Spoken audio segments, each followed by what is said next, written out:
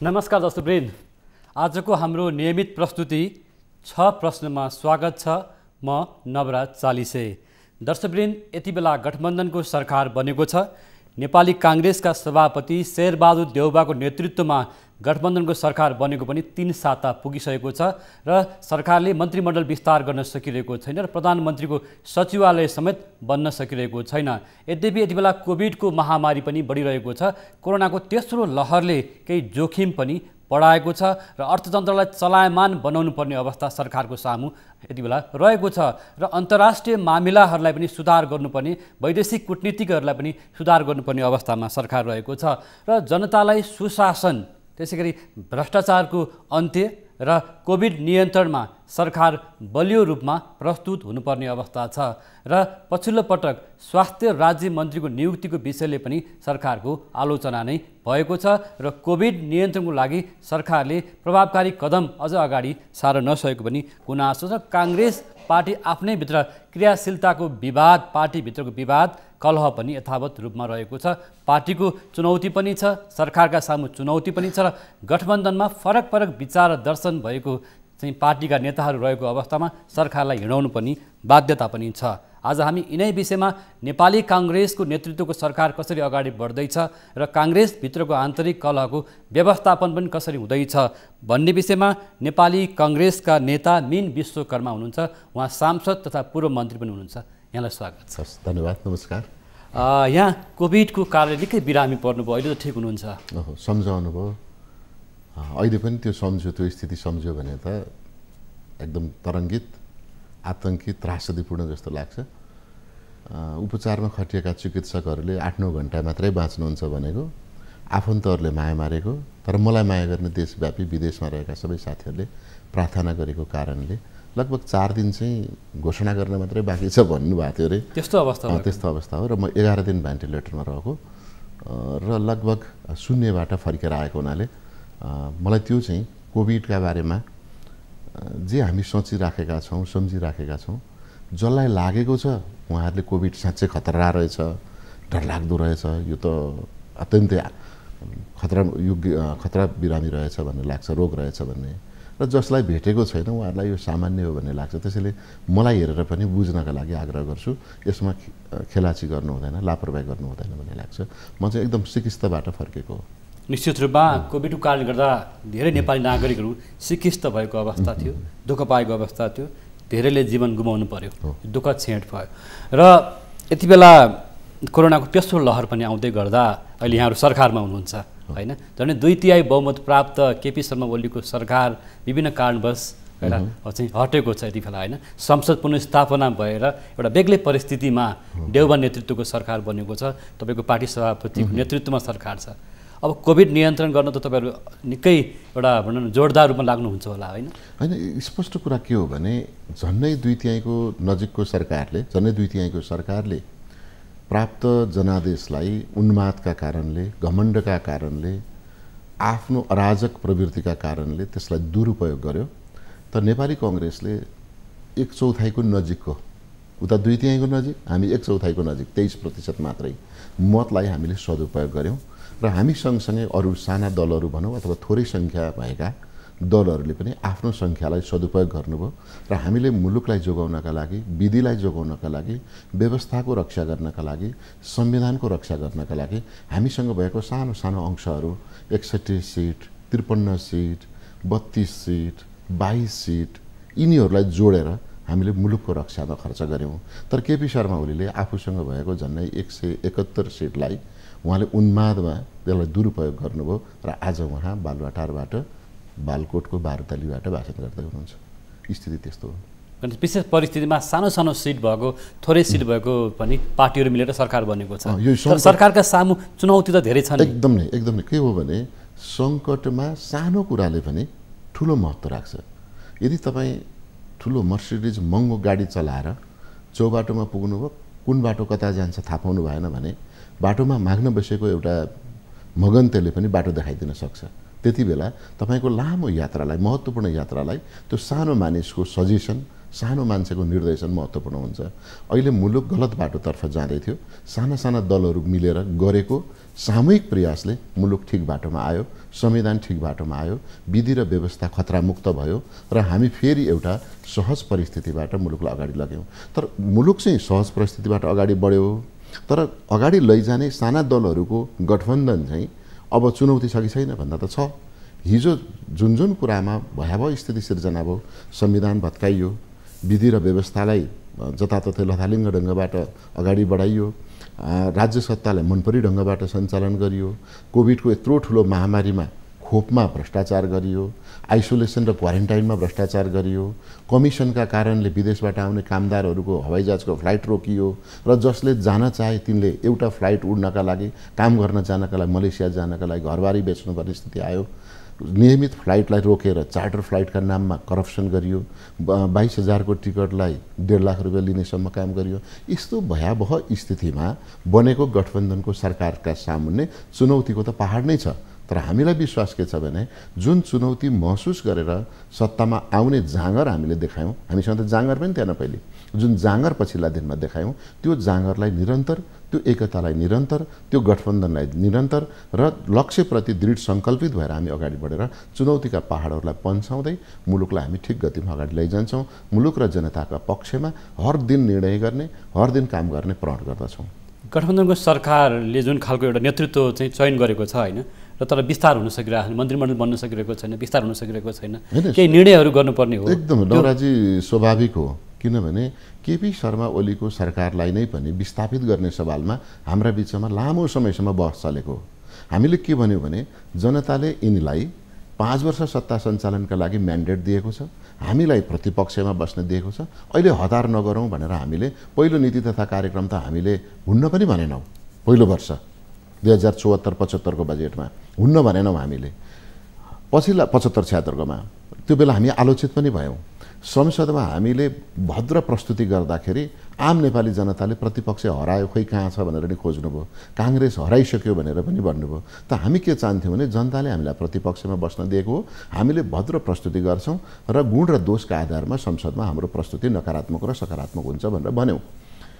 केपी ओलीको सरकारलाई विस्थापित गर्न हामी कहाँ जाँगर थिएन, तर उनी त्यही कुरालाई टेकेर दिनै पछि उदण्ड बन्दै जाने, सर्वसत्तावादी प्रवृत्ति हावी गराउने, अधिनायकवादी शैलीबाट शासन सञ्चालन गर्ने हुँदा प्रतिपक्षमाथि त उनी जाइलागे स्वयं दलभित्रका इमान्दार र योगदान दिएका लगनशील नेताहरूमाथि पनि उनी प्रहार गर्न थालिसकेपछि अब चाहिँ अति भयो भनेर अनि हामी गठबन्धन एउटा परिस्थितिमा तपाईँहरू गठबन्धनको सरकार बन्नुभयो होइन, एउटा बनिसकेको अवस्था छ। तर तपाईँका सामु म केही प्रश्नहरूको चाहिँ गर्छु, किनभने पार्टी सभापतिसँग पनि तपाईँ निकट हुनुहुन्छ, अनि स्वाभाविक हिसाबले सभापतिसँग सबै निकट हुनुपर्छ, म पनि छु। र विशेष गरेर काङ्ग्रेस नेतृत्वको सरकार आइसकेपछि यति बेला अर्थमन्त्रीले जुन श्वेतपत्र ल्याउनु पर्ने कुरा थियो, श्वेतपत्र आउन सकिरहेको छैन र अध्यादेश मार्फत आएको बजेटमै अहिले पनि सरकार छ, किन पुरानो सरकारले ल्याएको अध्यादेशको बजेट आएको छ, त्यही बजेटमा हामी छौँ र नयाँ चाहिँ बजेटका चाहिँ रूपरेखा आउन सकिरहेको छैन।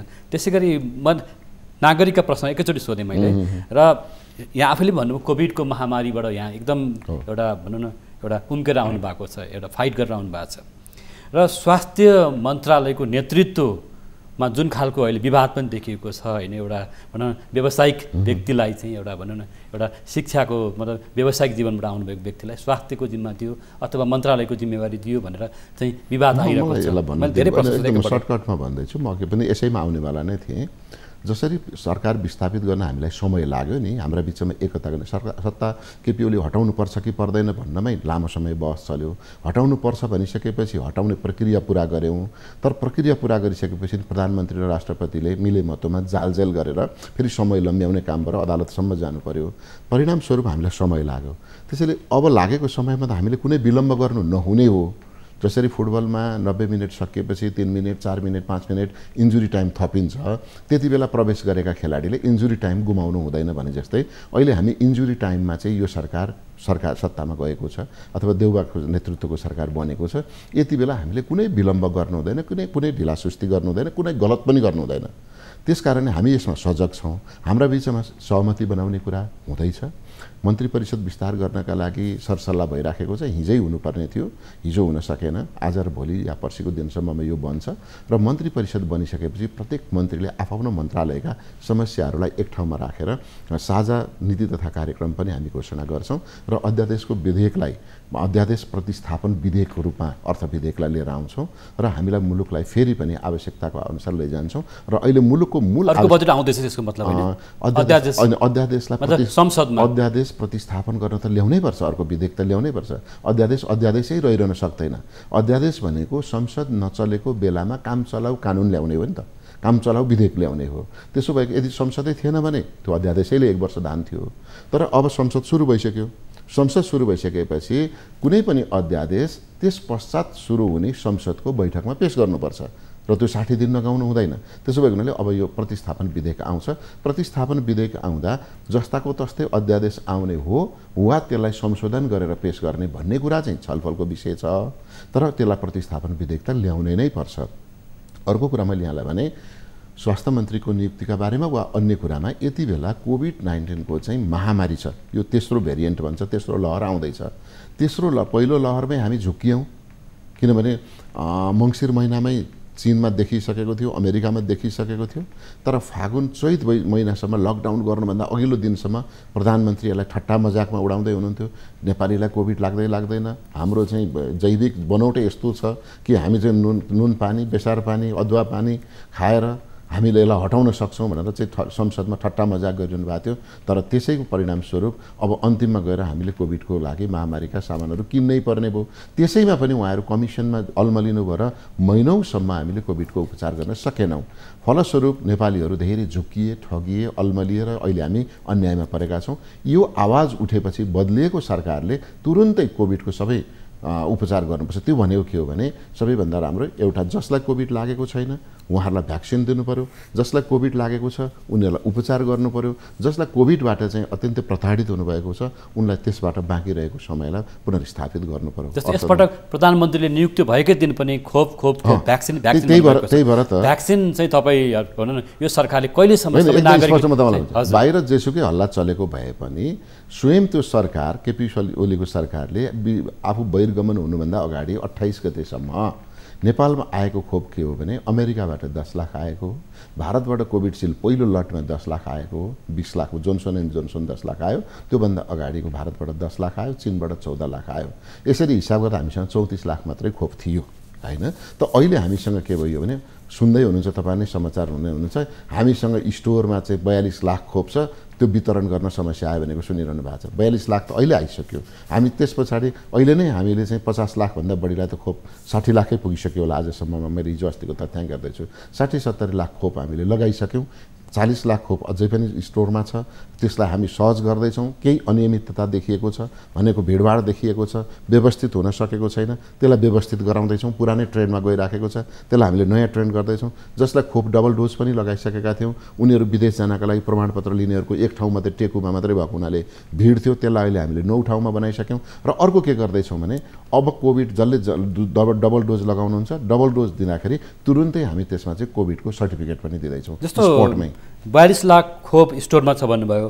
यहाँले केपी ओली नेतृत्वको सरकार एउटा चाहिँ जुन परिस्थितिमा हट्यो र देउबा नेतृत्वको सरकार बनेको छ भन्दै गर्दा अब साँच्चै हिजो केपी शर्मा ओली नेतृत्वको सरकारका कमी कमजोरी जे भन्नुहोस् यहाँले भन्दाखेरि होइन, अब त्योभन्दा फरक दिन यदि भनौँ नेपालमा विकास अथवा समृद्धि, सुशासन होइन, एउटा चाहिँ नागरिकको एउटा संविधानको रक्षा जस्ता जे मौलिक हक अधिकारका कुराहरू आउँछन् भन्दै गर्दा के आधारहरू छन् त यहाँहरू अगाडि बढ्ने? स्पष्ट कुरा के छ भने नेपाली कांग्रेस अकल झुकल मात्रै सरकारमा गएको होइन र 1-2 पटक मात्रै, यो अन्तिम पनि होइन र यो सुरु पनि होइन।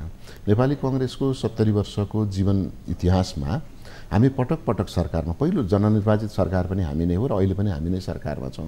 त्यसैले हामी सरकार जानका लागि लालायत पनि हुँदैनौँ र सरकारमा नहुँदाखेरि निराश पनि हुँदैनौँ। त्यसो भएको हुनाले केपी शर्मा ओलीले अथवा विगतको सरकारले गरेका राम्रा कामहरू जति, किनभने कुनै पनि सरकारले जम्मै नराम्रो र कुनै पनि सरकारले जम्मै राम्रो गर्दैन।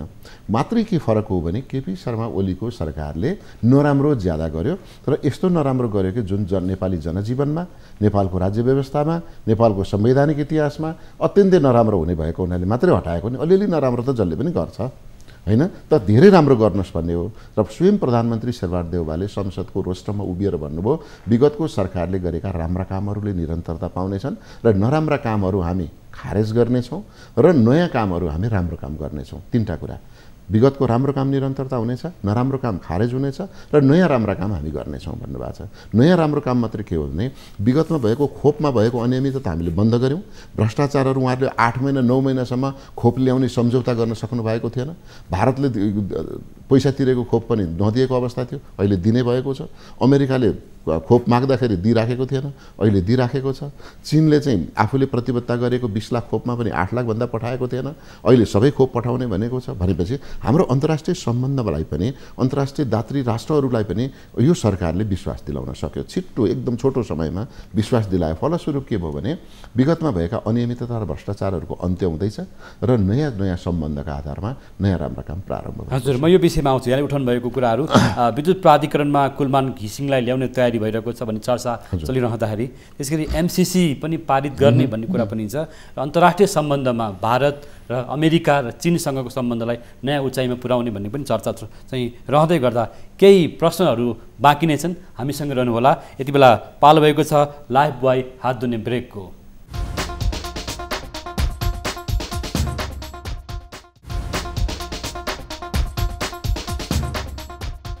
ब्रेकपछि यहाँलाई फेरि स्वागत छ। हाम्रो नियमित प्रस्तुति 6 प्रश्नमा हामीसँग यति बेला नेपाली काङ्ग्रेसका नेता मीन विश्वकर्मा जोडिनु भएको छ। फेरि स्वागत छ यहाँलाई।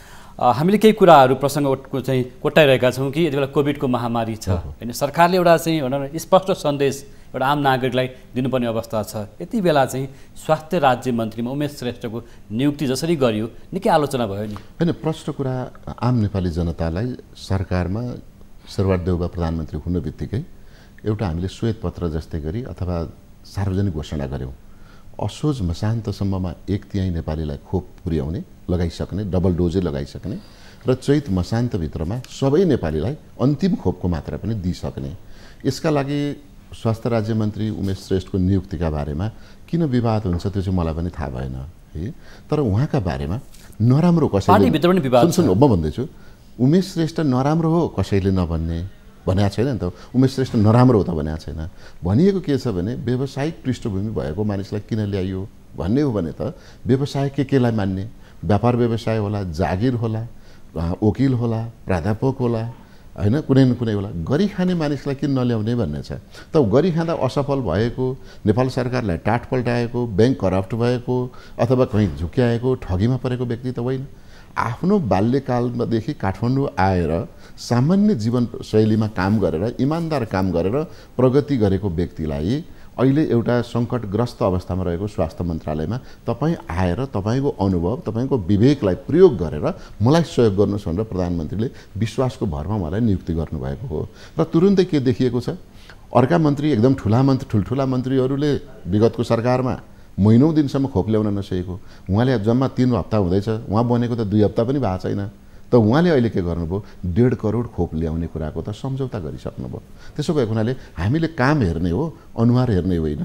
हामीले व्यक्तिको विगतको सरकारले सबै हाम्रो पाइपलाइनमा भएको कामहरू भइरहेको भन्दै होइन, शोभा होला, पाइपलाइन होला, म भन्दैछु। उहाँले माग गर्नुभएको थियो, दिएको थिएन। हुँदा त स्वयं सम्माननीय राष्ट्रपति, आलङ्कारिक राष्ट्रपतिले शुद्ध अमेरिकी राष्ट्रपतिलाई, चिनको राष्ट्रपतिलाई, बेलायतको महारानीलाई चिठी लेख्दै हुनुहुन्थ्यो। त्यो शुद्ध गलत काम गर्दै हुनुहुन्थ्यो। तर पार लागेको आलङ्कारिक भन्नु खोज्नु भएको चाहिँ के हो? आलङ्कारिक भनेको कार्यकारी राष्ट्रपति होइन नि त। हजुर, मतलब राष्ट्रपतिको धेरै विरोध गर्नुभएको होइन, विरोध गरे होइन। जस्तो राष्ट्रपतिले कार्यकारी कुनै पनि मुलुकसँग प्रधानमन्त्रीले कार्यकारी विगतमा निकै राष्ट्रपतिको आलोचना, टीका टिप्पणी प्रधानमन्त्री र राष्ट्रपति बीच होइन। राष्ट्रपतिले गर्नुभएको काम चाहिँ उहाँको मर्यादित जुन ठाउँबाट गर्न नमिल्ने काम गर्नुभएको हुनाले, विवादास्पद काम गर्नुभएको हुनाले मैले मात्रै होइन मुलुकले आलोचना गरेको छ। हामी उहाँलाई सचेत ठाउँमा, ठिक ठाउँमा मर्यादित भएर बस्न आग्रह गर्छौँ। जसरी प्रधानमन्त्रीले गर्नुपर्ने परराष्ट्र मन्त्रालय मार्फत गर्नुपर्ने काममा राष्ट्रपतिले व्यक्तिगत चिठी राष्ट्रपतिलाई लेख्ने कुरा, अमेरिकाको राष्ट्रपति कार्यकारी हो, अमेरिकाको राष्ट्रपतिलाई लेख्न मिल्यो होला,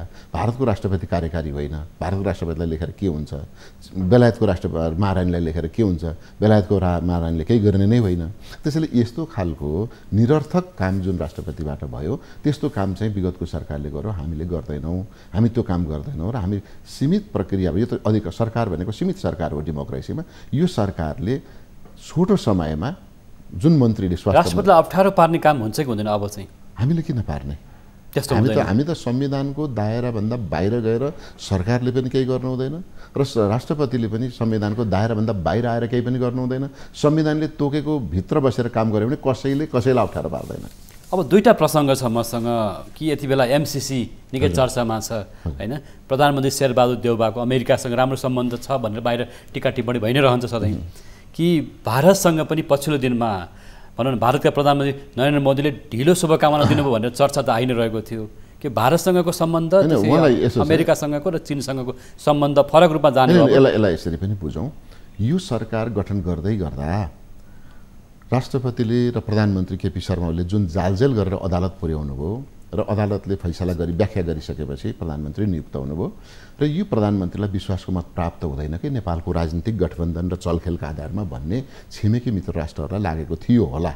त्यसैले प्रधानमन्त्री शेरबहादुर देउवाले 29 गते आफू प्रधानमन्त्रीमा नियुक्त हुनुभयो र पहिलो बैठकमा साउन 3 गते नै उहाँले चाहिँ विश्वासको मत लिनुभयो। यसबाट के त विश्वासको मत लिन बित्तिकै त आयो नि त फेरि बधाई शुभकामना सबैतिरबाट आयो। त्यसो भएको हुनाले विदेशी अथवा छिमेकी मित्र राष्ट्रहरूले पनि त्यो हेर्नु भएको थियो होला र त्यो प्राप्त भइसक्यो। अब रहेको कुरा एमसिसीको कुरामा र अमेरिकाको सम्बन्धका बारेमा यो एकदम प्रष्ट नवराजी तपाईँले राम्रो बौद्धिक कार्यक्रम चलाउनुहुन्छ, बुझाउनु जरुरी छ। एमसिसीका बारेमा म धेरै कुरा भन्दिनँ। प्रत्येक नेपाली जसले आँखा बन्द गरेर विरोध गर्दै हुनुहुन्छ वा आँखा बन्द गरेर समर्थन गर्दै हुनुहुन्छ, यसको अङ्ग्रेजी र नेपाली भर्सनमा भाषामा यो प्रकाशित छ, सार्वजनिक छ, वेबसाइटमा mca.com-बाट हामीले खोज्न सक्छौँ हैन। मिलेनियम च्यालेन्ज कम्प्याक्ट एग्रिमेन्ट भनेर यसको बारेमा हामी पढ्न सक्छौँ। कहीँ पनि खराबी छ भने देखाइदिनुहोस् भनेर मैले त फेसबुकमा राखिसकेँ। एक दोस्रो कुरा, यो साइन गर्ने बेलामा तत्कालीन प्रधानमन्त्री शेरबहादुर देउवा र अर्थमन्त्री ज्ञानेन्द्र कार्की हुनुभयो। हामीले त 2006मा हात जोडेर अनुरोध गरेर हामीलाई दिनुहोस् यो सहयोग भने हो नि त 2006मा। तर 2006मा यहाँ शाही सरकार थियो, हामी कहाँ निर्दलीय जस्तो व्यवस्था, निरङ्कुश व्यवस्था थियो। उसले हामीलाई अयोग्य ठुलो डेमोक्रेटिक मुलुकलाई मात्रै दिन्छु भन्थ्यो। यसअघिका सरकारहरूले पनि हस्ताक्षर गरेका छन्। सबै शाही सरकार, राजा ज्ञानेन्द्रको पनि यसमा राजा ज्ञानेन्द्रको पालामा प्रस्ताव गरे हो। यहाँ राष्ट्रवादी र राजा ज्ञानेन्द्रको पालामै यो चाहिँ माग गरेको हो। तर हामी म भन्दैछु यसअघिका पूर्व प्रधानमन्त्री सरसर्ती भन्छु 2006मा हामीले माग, यो 2004देखि सुरु भयो अमेरिकाको चाहिँ संसारका गरिब मुलुकलाई सहयोग गर्ने कोष। हामीले 6मा माग गऱ्यौँ, हामीलाई तिमीहरूकोमा संविधान छैन, तिम्रोमा सुशासन छैन, प्रजातन्त्र छैन, हुन्न भन्यो, सर्ट लिस्टमा परेनौँ। 2011मा हामी सर्ट लिस्टमा पऱ्यौँ, डाक्टर बाबुराम भट्टराईको पालोमा सर्ट लिस्टमा भयौँ। तर फेरि उहाँले के भन्नुभयो भने तिम्रोमा चुनाव भएको छैन, संविधान जारी भएको छैन, त्यसकारण पाउँदैनौ भनिदिएपछि हामी फेरि पर्खेर बस्यौँ। 2013मा हाम्रोमा संविधान के अरे सभाको चुनाव भयो, सुशील कोइराला पनि प्रधानमन्त्री बन्नुभयो हैन। 15मा संविधान जारी गऱ्यौँ अनि 17मा हामीलाई सम्झौता गर्न बोलाएको हो। त्यसो भएको हुनाले यो डेमोक्रेटिक मुलुकले प्राप्त गर्ने अन्तर्राष्ट्रिय सहयोग दिने सहयोग मध्येमा अमेरिकाले हामीलाई दिएको हो। त्यसैले पारित हुन्छ यसको मतलब एमसिसी त कार्यान्वयन त योभन्दा अगाडि नै भइसक्यो। यो केपी ओलीको सरकारले दुईटा बजेटमा दुईटैमा यो योजना लिएको छ। फेरि गर्ने के पनि हो भने एमसिसी पारित गर्ने कुरामा केपी ओलीको सहमति हुन्छ। म यसो भन्दैछु, उहाँले संसदमै चाहिँ यो जसरी नै पारित गर्नुपर्छ भनेर उहाँले बोल्नु भएको छ हैन, पेशै गर्नुभएको छ संसदमा, उहाँले बजेटमै राख्नु भएको छ। फेरि एमसिसी भनेको यो कुनै राष्ट्रिय ठुलो कुरामा होइन, मात्रै के भनेको छ भने हामीले विद्युत लाइन प्रसारण निर्माणका लागि भारतलाई बिजुली बेच्ने भनेको छ, प्रसारण लाइन बनाइदिने हो। नेपालका चाहिँ भ्याली बाहिरका चाहिँ सडकहरू, पहाडी जिल्लाका सडकहरू जीर्ण अवस्थामा छन्, त्यसलाई मर्मत गर्ने भनेको हो। त्यो पैसा सकिएपछि त 5 वर्षको कार्यक्रम त सकियो। तर बाहिर के हल्ला चलिराखेको छ, अमेरिकी सेना आउँछ रे, यो नेपालको संविधानभन्दा माथि हुन्छ रे। यो चाहिँ एउटा प्रपोजल नेपाल सरकारले अमेरिकी सरकारको अन्तर्राष्ट्रिय सहयोग गर्ने निकायमा एमसिसीमा हामीले प्रपोजल दुईटा प्रश्न छ तर अत्यन्त थोरै समय छ हामीसँग हैन। जस्तो यति बेला एमसिसी पारित हुन्छ भन्ने एउटा आशय यहाँले दिइसक्नु भएको छ र त्यो भन्दै गर्दा पार्टीभित्रको कलह पनि छ नि त। यो हाम्रो धेरै दर्शक महानुभावलाई पार्टीभित्रको कलह र आजै दिउँसो पनि पार्टी सभापति शेरबहादुर देउवा वरिष्ठ नेता रामचन्द्र पौडेल र कृष्ण सिटौल लगायतका नेताहरू बीचको छलफल हुँदैछ, कतै पदाधिकारीहरू बसेर पदाधिकारी बैठक हुँदैछ भनेपछि यो बैठकले के टुङ्गो लगाउँछ महाधिवेशन लगायत? महाधिवेशन नगर्ने भन्ने कुरै हुँदैन। महाधिवेशन गर्नै पर्छ, यसको विकल्प छैन। महाधिवेशनको विकल्प महाधिवेशन हो। विवादको विकल्प यसको विवाद समाधान हो। विवादको चाहिँ विकल्प विवादै हुँदैन। विवादको विकल्प समाधान हो। समाधानका लागि हामीले केही समय लागोस् तर सर्वसम्मति होस् भन्नलाई। अल्पमत बहुमत गर्ने भने अस्ति टुङ्गिसक्थ्यो, तर हामीले के भन्यौँ भने एउटै पार्टीभित्र अल्पमत र बहुमत नगरौँ, सर्वसम्मत गरौँ भनेर लागेको हो। र आज 20 गते हो, 20 गते आज उहाँहरूले बुझाउनुहुन्छ, अन्तिम कपी बुझाउनुहुन्छ। र त्यस पछाडि महाधिवेशनको तुरुन्तै नयाँ कार्यतालिका आउँछ। नयाँ कार्यतालिकामा महाधिवेशन सम्पन्न हुन्छ। अन्तिम प्रश्न, गठबन्धन सरकारको भविष्य कि गठबन्धन दलमा जोडिएका दलहरूसँगै सहकारीमा हुन्छ, जसमा चाहिँ अब भनौँ न प्रचण्ड होइन, त्यसपछि यति बेला बाबुराम भट्टराई अथवा माधव कुमार नेपाल समूह लगायतको पनि कति तपाईँहरूको सहयोग? म यहाँलाई स्पष्ट भनिहाल्छु, यो सरकार लक्ष्य निर्धारण गरेर बनेको सरकार हो। उहाँहरूको व्यवस्थापन हुन्छ? म भन्दैछु, मैले प्रश्न भन्न दिनु होला। यो सरकार लक्ष्य निर्धारण गरेपछि बनेको सरकार हो। त्यो भनेको संविधानले तोके अनुसारको 5 वर्ष संसदको आयु। 5 वर्ष संसदको आयु हुनका लागि 1.5 वर्ष सरकार चल्नुपर्छ। त्यसकारण यो सरकार 1.5 वर्ष चलाउनका लागि 5 राजनीतिक दलको गठबन्धन 1.5 वर्षसम्म निरन्तर रहन्छ, चुनावसम्म। ब्रेक हुँदैन? ब्रेक हुँदैन। र चुनाव गराउँदाखेरि चुनाव पछि के हुने वा चुनावमा के हुने भन्ने बारेमा आवश्यकताका सिद्धान्तका आधारमा कुनै दलहरू गठबन्धनमा रहन्छन्, कुनै दलहरू गठबन्धनमा नरहन सक्छन्। तर सबैको आग्रह के छ भने संविधानको रक्षा। एउटा अन्तिम प्रश्न, यो 1.5 वर्षको अवधिमा यो सरकारलाई माओवादी केन्द्रका अध्यक्ष पुष्पकमल दाहाल प्रचण्ड, बाबुराम भट्टराई, माधव कुमार नेपाल लगायत नेताहरू कतिको दबाब र सहयोग होला? होइन, कङ्ग्रेस भन्दा बरु अहिले चाहिँ कङ्ग्रेस चाहिँ कम्फर्टेबल पोजिसनमा छ।